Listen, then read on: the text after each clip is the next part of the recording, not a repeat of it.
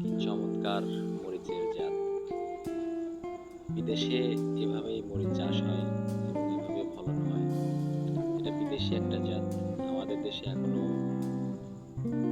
বাণিজ্যিকভাবে চাষাবাদ শুরু হয়নি। তবে খুব দ্রুতই এটার বীজ চলে আসবে বাংলাদেশে ইনশাআল্লাহ। আমরা চেষ্টা করছি বিভিন্ন ধরনের মরিচের জাত সংগ্রহ করে বা দেশের মধ্যে ছড়িয়ে দেওয়ার জন্য।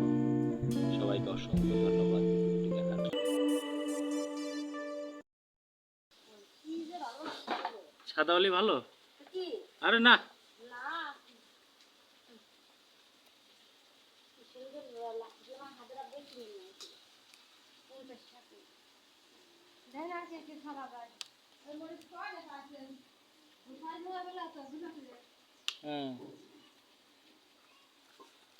কত বড় রে!